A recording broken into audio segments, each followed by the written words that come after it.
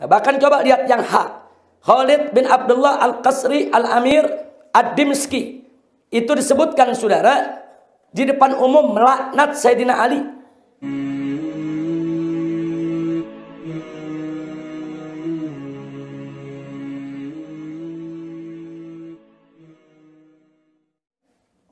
Nawasib.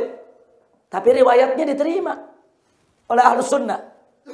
Nah kemudian kita lihat lagi di sini, saudara, halaman 145. Masih ada lagi perawi non aswaja. Non aswaja.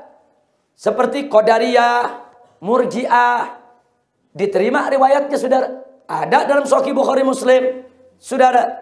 Bahkan lihat yang J. Itu namanya Imran bin Hittan, saudara. Lihat, Imran bin Hittan, saudara. Siapa orang ini sebenarnya, saudara? Ini riwayatnya ada. Saudara, di Ahlus Sunnah, orang ini membuat syair memuji pembunuh Sayyidina Ali. Nah, halaman 146. Apa dia bilang? Duhai tebasan dari orang yang bertakwa, yang tidak menginginkan dengan tebasannya kecuali untuk mencari ridho dari pemilik arsy. Sungguh saat seharian aku mengenangnya, aku meyakininya sebagai makhluk yang timbangannya terbaik di sisi Allah. Riwayatnya diterima di Ahlus Sunnah, saudara. Dia puji. Nah tapi saudara, syair ini dikecam keras oleh para ulama aswaja. Sampai Al-Qadi Abu Thayyib membuat syair balasan. Baca balasannya Habib Hanif. Wa inni la abra'u mimma anta qailuhu fi ibn Muljam al-mal'un buhtana. Inni la adhkuruhu yawman fa al'anuhu dinan wa al'anu Imran ibn Hattana. Nah, dijawab oleh ulama saudara aswaja. Sungguh aku melepaskan diri dari apa yang kau katakan, yang penuh dusta tentang Ibnul Muljam terlaknat. Sungguh saat seharian aku mengenangnya, maka niscaya aku melaknatnya sebagai kewajiban agama, dan aku laknat juga Imran ibn Hittan. Nah, jadi saudara ini, tapi yang menarik saudara, riwayat mereka ada dalam kitab-kitab Ahlus Sunnah. Ini fakta.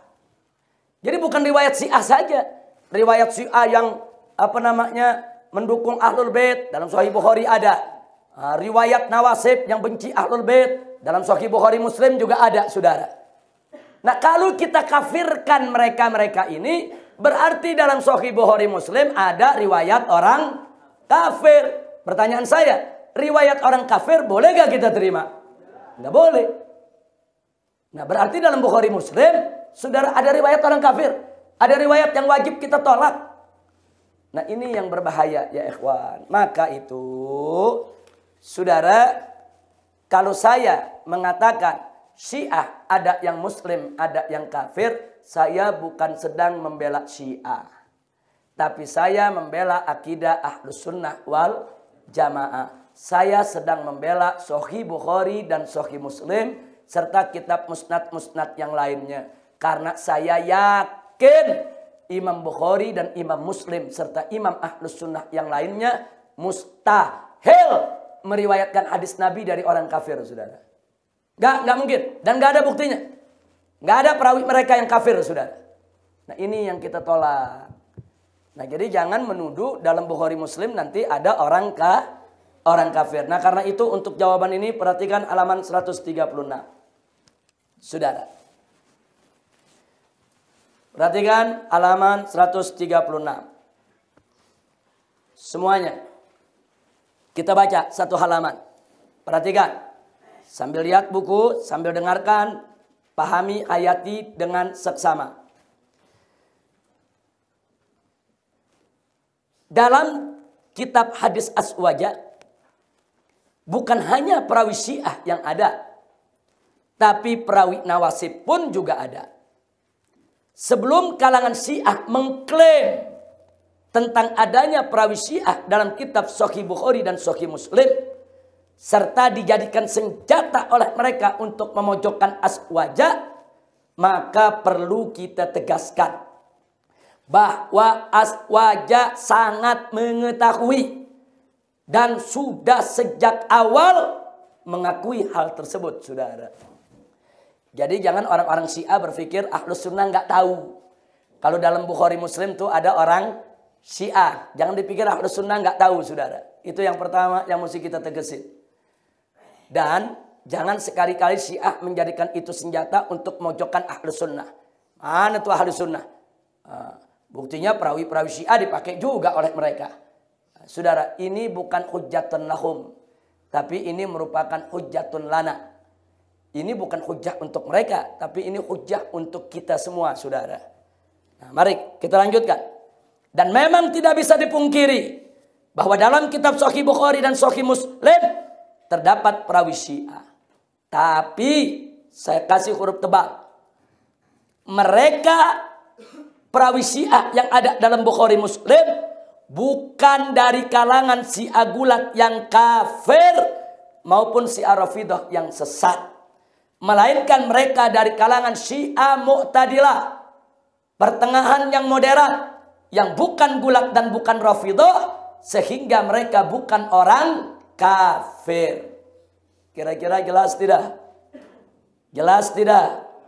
Jadi orang-orang Syiah yang ada dalam Bukhari Muslim memang ada betul, tapi bukan Syiah yang gulat, bukan yang menuhankan Ali, bukan Syiah yang Rafidah, bukan Syiah yang mencaci maki, mengkafirkan Abu Bakar Umar.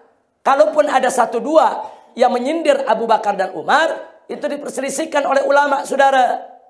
Tapi yang jelas Syiah yang ada dalam Sahih Bukhari Muslim maupun kitab sunan yang lainnya, hadis-hadis yang sahihnya, saudara, tidak ada perawi Syiah gulat maupun Rafidah yang dipakai oleh Ahlus Sunnah. Yang dipakai oleh Ahlus Sunnah wal Jamaah adalah Syiah yang mu'tadil. Kalaupun ada satu dua Rafidah yang dipakai, sudah melalui penilaian yang sangat ketat, ya ikhwan. Mari kita lihat lagi, saudara. Nah, dari ini perlu diketahui. Dan ini adanya perawi Syiah di dalam Bukhari Muslim bukan kebanggaan orang Syiah, terbalik. Justru ini menjadi kebanggaan Ahlus Sunnah. Ini bukan keutamaan Syiah, bukan. Ini justru keutamaan Ahlus Sunnah. Ini bukan kelemahan Ahlus Sunnah, ngawur. Justru ini kehebatan Ahlus Sunnah. Loh kok bisa? Mari kita buktikan, saudara. Pertama, pengklasifikasian Syiah menjadi 3 golongan. Yaitu Syiah gulat yang kafir, Syiah Rafidah yang sesat, dan Syiah moderat yang muslim. Sudah tepat dan sesuai dengan fakta ilmiah. Karena jika semua Syiah dikafirkan atau disesatkan, maka berarti dalam Sahih Bukhari dan Sahih Muslim serta kitab-kitab sunan lainnya ada riwayat orang kafir dan orang sesat. Na'udzubillah min dzalik. Yang kedua, Syiah moderat bukan gulat dan bukan Rafidah. Mereka tidak kafir dan tidak sesat, sehingga riwayatnya tetap diterima oleh Imam Bukhari dan Imam Muslim. Begitu juga oleh para ulama hadis Aswaja lainnya. Kenapa diterima Bukhari Muslim? Karena mereka bukan kafir dan bukan orang sesat seperti Rafidah, saudara. Yang ketiga, inilah bukti bahwa ulama hadis Aswaja memiliki metode ilmiah dalam studi hadis yang bersih dari unsur ta'assub madhabi atau golongan. Ini bukti Ahlus Sunnah itu tidak fanatik golongan. Oh, ada riwayat dari luar Ahlus Sunnah, dari Syiah, dari Nawasib, saudara. Oh, ada lagi dari Murji'ah, ada lagi dari Qadariyah, ada lagi dari Mu'tazilah, diambil oleh Ahlus Sunnah. Selama mereka tidak berdusta, selama bisa dibuktikan kalau mereka tidak berdusta atas nama Nabi, saudara, diterima. Nah, ini namanya, saudara, ini merupakan insafnya Ahlus Sunnah wal Jamaah.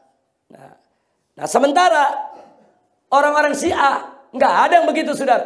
Mana ada riwayat Ahlus Sunnah diterima oleh Syiah? Mana ada? Jangankan 1-2 perawi, saudara, 1 kitab Bukhari nggak diterima oleh orang Syiah. Satu kitab Sahih Muslim nggak diterima sama orang Syiah. Saudara, jadi jangankan 1-2 orang, saudara, ini satu kitab mereka nggak terima, nggak tanggung-tanggung. Semua Sahih Bukhari mereka nggak terima, semua Sahih Muslim mereka nggak terima. Yang mereka terima hanya hadis dari kitab-kitab Syiah. Saya tanya, itu ta'assub tidak? Fanatik tidak? Fanatik. Riwayat Ahlus Sunnah mereka nggak mau terima. Jangankan riwayat Ahlus Sunnah, riwayat sahabat yang mereka nggak suka mereka nggak terima.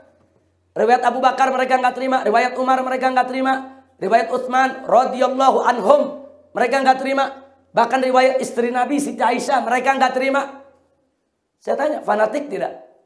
Fanatik. Tapi Ahlus Sunnah nggak begitu. Riwayat sahabat semua diterima, riwayat tabiin saudara yang thiqah diterima, walaupun mereka bukan Ahlus Sunnah wal Jamaah. Yang penting mereka bukan kafir, bukan sesat. Yang penting mereka hanya punya perbedaan khilafiyah dengan kita, bukan dalam persoalan usul. Nah karena itu riwayat-riwayat nawasib, riwayat qadariyah, riwayat murji'ah, dalam Ahlus Sunnah ada semua ya ikhwan. Baik, yang berikutnya, yang C, ulama hadis aswaja netral dan adil serta amanat dalam periwayatan hadis, sehingga walaupun perawi hadis dari luar aswaja seperti dari kalangan Syiah dan Nawasib, selama mereka tidak berdusta dan bisa dipercaya, maka riwayatnya tetap diterima.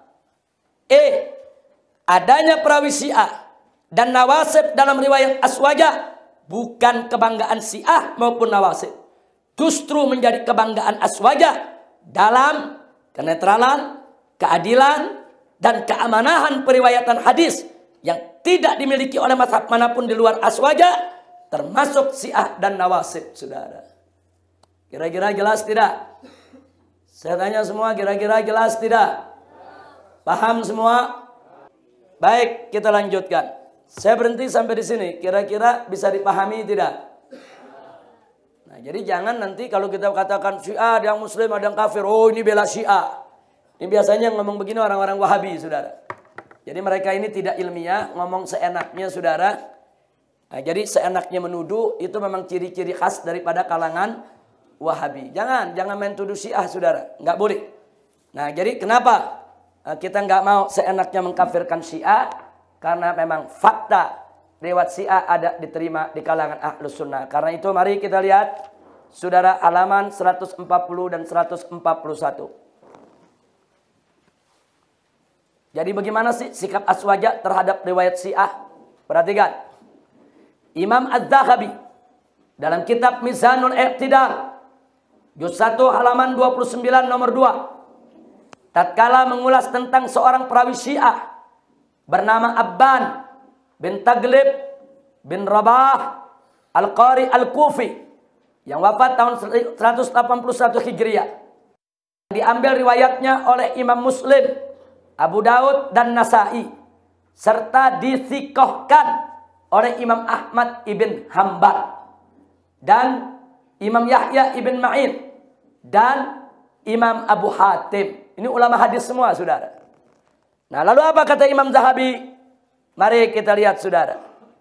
Jadi di sini disebutkan, saudara, bahwa baik Imam Ahmad ibn Hanbal maupun Yahya ibn Ma'in maupun Abu Hatim sepakat menyatakan bahwa Abban bin Taglib Syi'i jalad lakinnahu saduq falana sidquhu wa alaihi bid'atuh.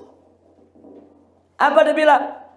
Ini yang namanya Abban bin Taglib Syiah tulen. Itu kalau disebut Syi'i jalad, Syiah tulen, 100% Syiah. Walakinnahu saduq, akan tetapi orangnya jujur, bisa dipercaya, nggak pernah berdusta. Lalu apa kata para ulama? Falana sidquh, maka bagi kami kejujurannya. Wa alaiki bid'atuh, dan atas dia bid'ahnya. Jadi kalau dia ngikut Syiah, ini ada banyak bid'ah dalam Syiah yang dia yakini, ya bid'ahnya urusan dia. Tapi urusan dia jujur, dia nggak bohong, riwayatnya kami terima. Saya tanya, sikap Ahlus Sunnah arif tidak? Bijak tidak? Bijak, saudara. Ini fakta, saudara. Nah, jadi berarti dalam Sahih Bukhari Muslim ada nggak perawi Syiah? Ada. Diakui oleh ulama-ulama, saudara, ulama hadis. Nah baik, selanjutnya Imam Zahabi mengajukan pertanyaan, tapi beliau sendiri yang jawab. Beliau katakan, kaifa sagha tawthiki mubtadi wa haddu thiqatil adalatu wal itqan. Fa kaifa yakunu adlan man huwa sahibu bid'atin. Jadi Imam Zahabi mengatakan bagaimana bisa mempercayai seorang ahli bid'ah. Syiah itu kan ahli bid'ah, di luar Ahlus Sunnah ahli bid'ah, saudara, secara umum. Bagaimana bisa kita terima riwayatnya? Padahal batasan thiqah itu adalah adil dan tekun. Dan bagaimana seorang ahli bid'ah di luar Ahlus Sunnah bisa dikatakan adil? Nah, beliau katakan jawabnya annal bid'ata ala darbain. Bahwa bid'ah itu ada dua macam. Fa bid'atun sughra, ada bid'ah yang kecil, kagulu wit tasayyu, awit tasayyu bila gulu. Nah, seperti tasayyu yang berlebihan, atau tasayyu seperti saudara di sini disebutkan berlebih dalam tasayyu, atau seperti tasayyu tanpa berlebih. Tapi dengan salat wala taharruf, tidak ada penyimpangan. Maka kata beliau fahadza katsirun fit tabi'in. Yang Syiah yang model begini banyak di kalangan tabi'in, wa tabi'ikin, dan di kalangan tabi'it tabi'in. Tapi catatan ma'ad-din wal wara' was-sidq. Tapi mereka ini saudara, yaitu punya keteguhan agama, wara', jujur.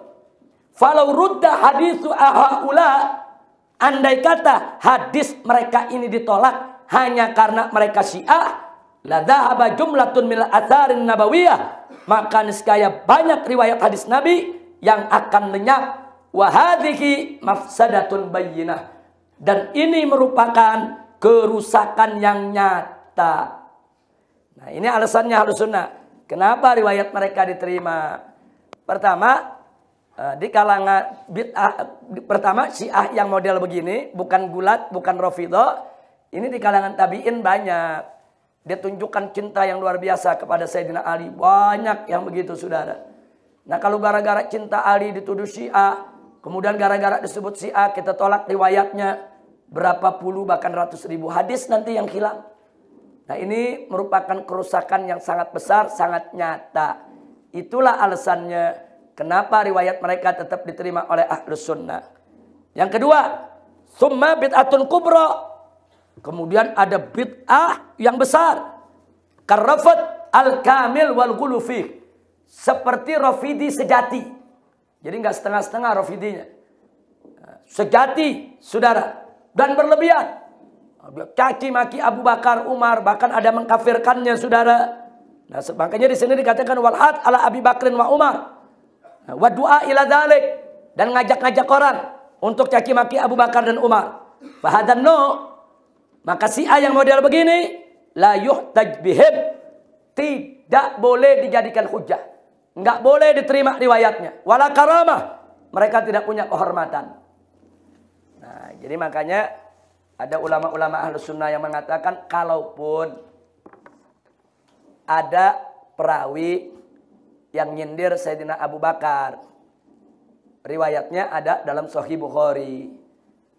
Secara umum dia sudah disebut Rafidhah, tapi kalau dia nggak ngajak-ngajak orang buat benci Abu Bakar, apalagi mencaci makinya, cuman buat dirinya, saudara, dan orang itu jujur, terpercaya, nggak ngebohong, riwayatnya masih boleh diterima. Nah, jenis yang beginilah yang ada dalam Bukhari Muslim dan kitab Ahlus Sunnah yang lainnya. Nah, baik. Selanjutnya kita lihat di sini, saudara. Akhirnya Imam Zahabi membuat kesimpulan. Ikhtalafan nas fi riwayatir Rafidhah ala thalathati aqwal. Itu orang berbeda tentang riwayat Rafidhah dalam 3 pendapat. Ahadu hal mana mutlaqan. Kelompok pertama menolak secara mutlak. Watsani at-tarkhis mutlaqan. Yang kedua menerima secara mutlak. Illa fi man yakdzib wa yadha. Kecuali bagi mereka yang jelas-jelas nyata sudah berdusta dan membuat hadis palsu. Watsalits at-tafsil. Dan yang ketiga dirincikan. Fatuqbal riwayatul Rafidi as-saduq al-arif bima yuhaddits, yaitu riwayat Rafido yang jujur dan tahu dengan apa yang disampaikannya, saudara, itu diterima. Wa turaddu riwayatul Rafidi ad-da'iyah walau kana saduqan. Tapi seorang Rafido, saudara, yang mengajak orang lain untuk mencaci maki sahabat, untuk ikut dalam pahamnya, walau kana saduqan, walaupun dia jujur, tetap ditolak, saudara. Nah, jadi ada beberapa syarat. Apa syaratnya Syiah itu, riwayat Syiah itu diterima? Satu, Syiah itu, saudara, Syiah itu bukan bulat. Itu syarat pertama. Syarat kedua, dia bukan Rafidhah yang mencaci maki sahabat. Saudara, kalaupun mencaci maki sahabat, saudara, dia tidak mengajak orang lain untuk mencaci maki sahabat atau tidak menanamkan kebencian di hati orang lain. Syarat yang ketiga, dia sodu, dia bisa dipercaya. Itu syaratnya. Dia tidak berdusta. Nah, kalau ada ketiga syarat tadi, saudara, baru diterima. Tapi kalau dia gulat atau Rafidhah yang berlebihan, ngajak-ngajak orang, atau dia tidak bisa dipercaya, tidak akan diterima riwayatnya oleh Ahlus Sunnah wal Jamaah. Sampai di sini jelas tidak? Saya tanya semua, yang tengah, belakang, jelas tidak? Jangan ngantuk, jangan tidur. Ini pelajaran sangat berbahaya sekali kalau kita memahaminya setengah-setengah. Nah, itulah sikap Aswaja terhadap perawi Syiah. Kita lalui semua, kita masuk halaman 149.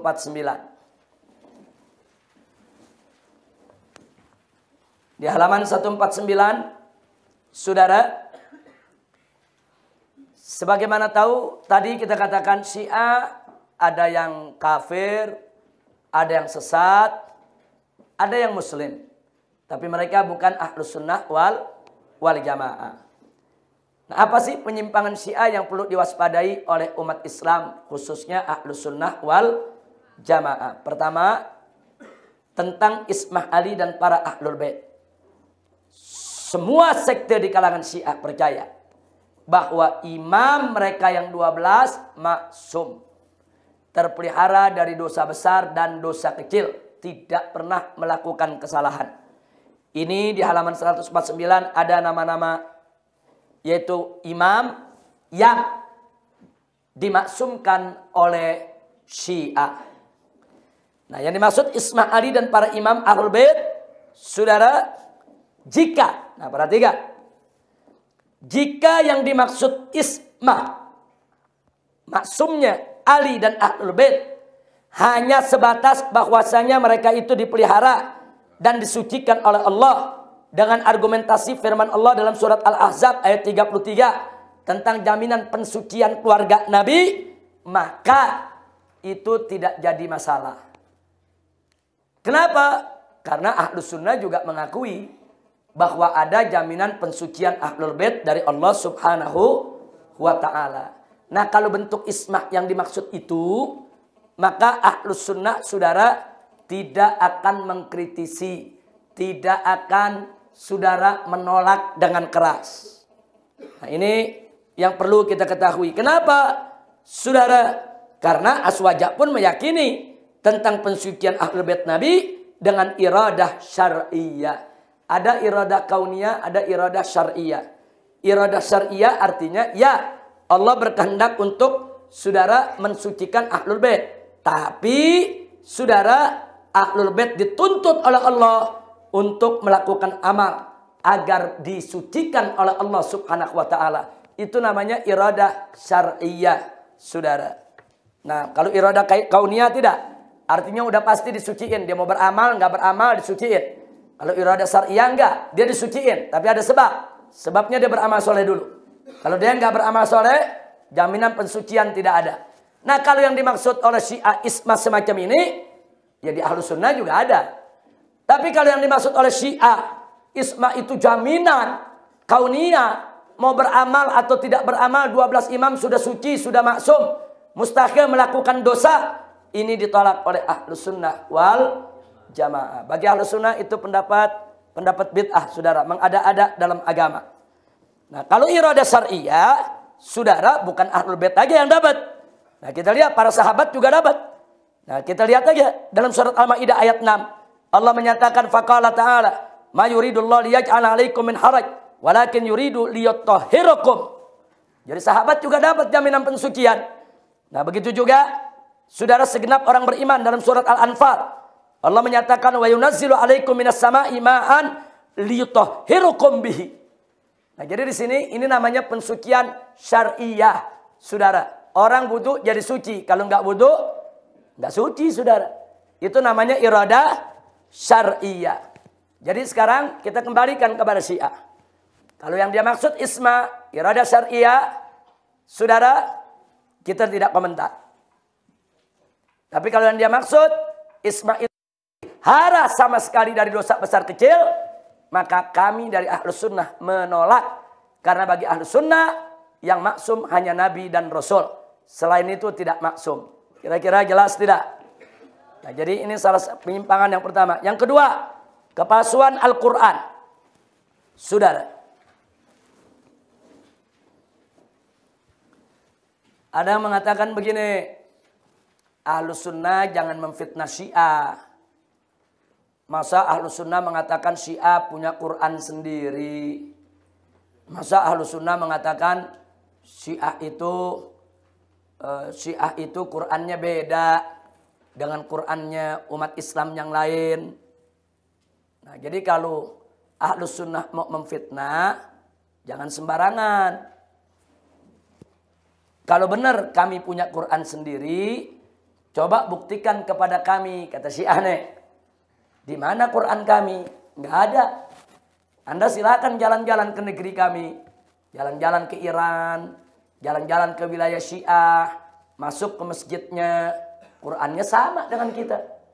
Nggak beda. Saya pernah datang ke Iran. Saya masuk ke masjid-masjid Syiah. Banyak Quran di sana. Saya ambil satu, saya baca. Sama. Nggak ada beda. Tidak beda satu huruf. Tidak beda satu harokat. Sama. Nah, jadi tentang kepalsuan Al-Quran ini, apa betul ini fitnah Ahlus Sunnah? Ini mesti kita luruskan, saudara. Makanya kita sebagai Ahlus Sunnah, kalau ingin mengkritisi mazhab lain, pilih ungkapan yang tepat. Kalau kita katakan Syiah punya Quran sendiri, nanti kita ditertawakan oleh Syiah. Dan kita tidak akan pernah bisa membuktikan Syiah punya Quran sendiri. Akhirnya nanti kita dianggap tukang fitnah. Nah, lalu apa yang mesti kita lakukan? Yang kita kritisi bukan Syiah punya Quran sendiri. Bukan. Saudara. Tapi yang kita kritisi adalah bahwa Syiah punya keyakinan Al-Quran itu kurang. Bahwa Al-Quran yang sekarang ada di tangan umat Islam sudah tidak sempurna. Mereka punya keyakinan ada ayat-ayat Al-Quran yang dulu disembunyikan bahkan dihilangkan oleh Sayyidina Abu Bakar, Umar, dan Utsman. Itu keyakinan mereka. Kira-kira jelas tidak? Nah, lalu mereka keluarkan bukti. Berdasarkan hadis riwayat kitab mereka. Yang menyebutkan dulu ayat ini bunyinya begini, dulu ayat ini bunyinya begini, tapi sekarang bunyinya begini. Ini semua sudah berubah. Kebanyakan ayat-ayat yang mereka bilang dihapus, itu bicara tentang keutamaan keluarga Nabi. Nah, jadi mereka bilang karena Abu Bakar Umar ini benci sama keluarga Nabi, kata mereka, maka ayat-ayat yang menyebutkan tentang nama keluarga Nabi, semua dihapus oleh Abu Bakar, Umar, dan Utsman. Ini keyakinan yang kita protes, saudara. Nah, akhirnya memang saudara ada dari kalangan kita Ahlus Sunnah, saudara, yang mencoba mengumpulkan. Nah, mana sih ayat-ayat yang dibilang kurang oleh Syiah? Oh, ayat ini apa sih kurangnya? Oh, kurang 2 kata. Mana kitabnya? Oh, Syiah mengatakan begitu. Diambil, dikumpulin. Nah, habis dikumpulin, dia kasih judul, inilah Quran Syiah. Akhirnya orang nuduh Syiah punya Quran sendiri. Nggak boleh kita berbuat begitu, saudara. Nggak boleh. Itu tidak tepat, tidak ilmiah. Ini jangan kalau saya mengatakan begini, nanti kalau saya berhenti di sini dianggap bela Syiah lagi nih. Bukan. Kita kalau mau kritik Syiah mesti cerdas, saudara. Nah, baik, yang kita kritik kepada Syiah, di kalangan Anda ada keyakinan, hei Syiah, bahwa Al-Quran itu kurang. Bahwa banyak ayat-ayat Al-Quran yang dulu diturunkan oleh Allah, khususnya berkaitan dengan Ahlul Bait, saat ini dalam mushaf sudah tidak ada itu ayat. Kenapa? Karena menurut Anda dihapus oleh Sayyidina Abu Bakar, Umar, dan Utsman serta sahabat yang lain radhiyallahu taala anhum. Ini yang kita protes. Bagi kami Ahlus Sunnah, Al-Quran yang diturunkan Allah kepada Nabi dan disampaikan oleh Nabi kepada umatnya tidak kurang satu huruf pun. Nggak ada yang kurang. Sempurna, persis. Bagaimana Allah turunkan kepada Nabi, bagaimana Allah wahyukan kepada Nabi, itu yang Nabi sampaikan kepada kita tanpa sedikit pun kekurangan.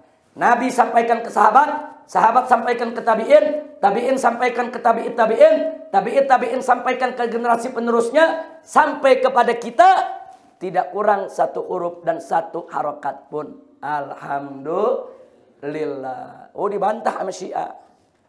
Tapi di dalam Sahih Bukhari Muslim buktinya ada riwayat hadis yang Sayyidina Umar menyatakan bahwa dulu ada ayat rajam.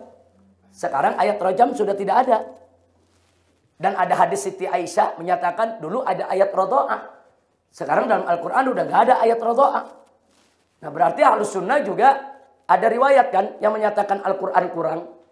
Jawabnya saudara, Al-Quran lengkap, datang dari yang maha sempurna.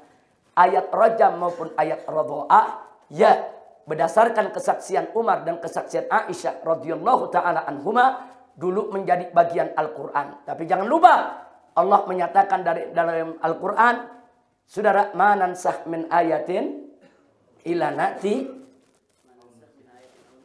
au nunsiha ila nati bi khairin minha au mithliha.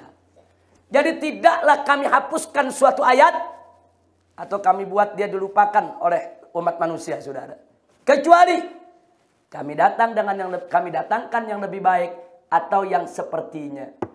Artinya dalam Al-Quran ada dalil, saudara, bahwa Allah menunjukkan keberhakannya untuk menghapuskan ayatnya. Saudara, Allah hapus satu ayat, Allah ganti dengan ayat lain. Saya tanya, Allah berhak tidak? Berhak tidak? Enggak ada masalah. Dan apa yang sudah dihapus oleh Allah nggak boleh lagi disebut Al-Quran, saudara. Itu yang pertama. Yang kedua, riwayat Sayyidina Abu Bakar dan Siti Aisyah itu nilainya ahad. Ahad tidak boleh masuk dalam Al-Quran, saudara. Itu jawaban yang kedua. Quran itu mesti mutawatir, saudara. Nggak boleh hanya dengan kesaksian Sayyidina Umar saja atau kesaksian Siti Aisyah saja. Jadi ada dua jawaban.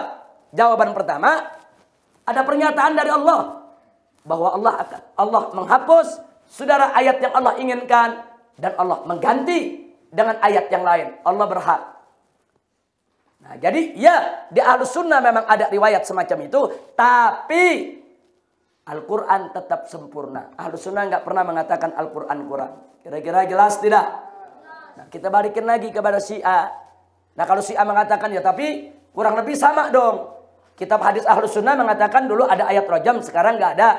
Kitab hadisnya Syiah mengatakan dulu ada ayat Fadail Ahlul Bait, sekarang tidak ada dalam Quran. Apa bedanya? Jawabnya berbeda. Di mana bedanya? Ahlus Sunnah meyakini ayat rajam dulu ada, sekarang tidak ada karena dihapus oleh Allah. Tapi orang Syiah meyakini dulu ada ayat Fadail Ahlul Bait, sekarang tidak ada karena dihapus oleh Abu Bakar, Umar. Sama atau beda? Beda, saudara. Jangan disamain. Justru kalau dihapus oleh Abu Bakar, dihapus oleh Umar, dihapus oleh Utsman, ya berarti Quran kurang dong. Berarti Quran tidak sempurna. Itu keyakinan orang Syiah, saudara. Nah, jadi saya tidak setuju kalau langsung kita ambil kesimpulan, oh kalau gitu Syiah punya Quran sendiri. Enggak ada, saudara. Orang-orang Syiah ngapalin Al-Quran, ya Quran yang kita baca, saudara. Dulu kita pernah kedatangan di sini. Dua anak muda Syiah dari Irak hafal Al-Quran 30 juz. Bahkan hafalnya nggak tanggung-tanggung, sama halamannya dihafal. Jadi saya pikir di santri MS pernah lihat dulu kan? Kalau nggak salah Ramadan tahun lalu. Bukan di Ramadan, bukan. Di kajian. Nah, Ustaz Ja'far waktu itu hadir. Nah, jadi bagaimana anak ini kalau kita bikin, coba baca halaman 514, dia baca itu ayat. Coba mundur 10 halaman, dia baca itu ayat. Coba maju 10 halaman, dia baca itu ayat. Jadi santri semua megang mushaf disuruh tanya, semua santri nanya. Coba baca halaman sekian, dia baca. Ini dua orang ini orang Syiah dari Irak. Quran mana yang dihafalkan? Ya Quran cetakan Saudi, saudara. Yang disebarluaskan sekarang di dunia. Memang Syiah nggak punya Quran lain. Qurannya sama dengan Quran kita. Jadi problemnya bukan dia punya Quran sendiri. Bukan. Problemnya dia punya keyakinan. Bahwa sebetulnya Quran yang asli nggak yang sekarang nih. Cuman kalau ditanya mana Qurannya, mereka sendiri nggak tahu, saudara. Kira-kira jelas tidak? Jadi yang kita kritisi itu, saudara. Nah, sekarang orang Syiah menolak, jangan fitnah. Kami nggak pernah mengatakan Al-Quran itu kurang. Baik, kalau mereka mengatakan tidak pernah, saudara, mari kita lihat. Silakan Anda buka, saudara. Silakan Anda buka halaman 154. Harus kita akui secara jujur bahwa para ulama Syiah berbeda pendapat tentang masalah kepalsuan Al-Quran.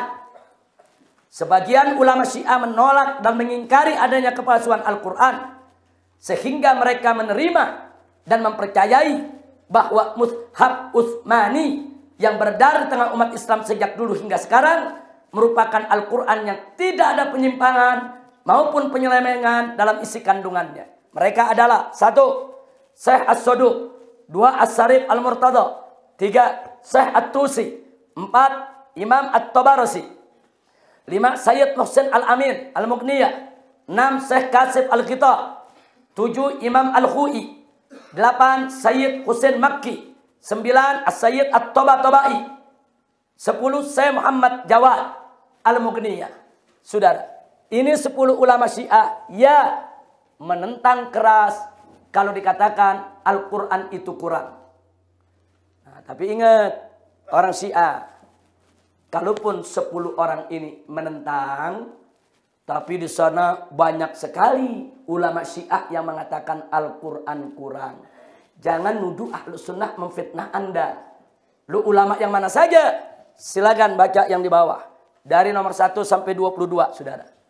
Nah, Syekh Fadl An-Naisaburi, Syekh Al-Ayasi, Abul Qasim Al-Kufi, bahkan Syekh Mufid yang selama ini dikenal sebagai tokoh Syiah yang moderat. Tapi pada kenyataannya dalam soal ini, dia ikut mengatakan Al-Quran kurang. Kemudian ada Syekh An-Nu'mani, ada Abu Mansur At-Tabrisi, ada Syekh Al-Irbili, ada Muhammad Ya'qub Al-Kulaini, kemudian ada Abu Ja'far As-Saffar, ada Ali Ibrahim Al-Qumi, ada Said Adnan Al-Bahrani, ada Sultan Muhammad Haidar Al-Khursani, Mullah Muhammad Taqi Al-Kashani, ada Aga Barzak At-Tahrani. Kemudian ada lagi saudara di sini Al-Faid Al-Kashani, An-Nur Al-Amili, Syekh Al-Majlisi, Nikmatullah Al-Jazairi, Mirza Habibullah Al-Hashimi, Mitham Al-Bahrani, Yusuf Al-Bahrani, Karim Al-Karamani, Dakdar, dan Syekh An-Nuri At-Tabarasi. Ini ulama-ulama besar Syiah yang ngotot kalau Al-Quran kurang. Jadi jangan dulu bilang Ahlus Sunnah fitnah. Enggak. Ini ulama Anda yang mengatakan begitu. Bahkan nama yang terakhir itu Syekh An-Nuri At-Tabarasi, saudara. Itu mengarang kitab. Judulnya Faslul Khitab fi Itsbati Tahrifi Kitabi Rabbil Arbab. Judulnya saja, saudara, sudah menegaskan kata pamungkas dalam penetapan adanya pemalsuan dalam kitab Tuhannya segala Tuhan. Ini judul buku. Tapi memang kita akui bahwa kitab Syiah yang beredar ini dibantah oleh ulama Syiah lagi. Ada 5 kitab. Ada kitab Hifdzul Kitabus Syarif, An Subhatil Gol Bitahrif. Ini karya Syekh Muhammad Husain As-Sahrastani. Kemudian di situ ada kitab kedua, 3, 4, 5 dan seterusnya. Nah, terlepas dari perdebatan sengit tentang kepalsuan Al-Quran di antara ulama Syiah sendiri. Yang jelas bahwa mushaf Al-Quran yang dibaca kaum Syiah di seluruh dunia hingga kini tetap sama dengan mushaf Al-Quran. Karenanya, perhatikan baik-baik. Jika Syiah tidak mau dikafirkan oleh Ahlus Sunnah wal Jamaah, maka segenap pengikut Syiah wajib membuang jauh-jauh kepercayaan tentang kepalsuan Al-Quran. Kita nggak peduli, walaupun ulama Syiah itu banyak yang mengatakan begitu.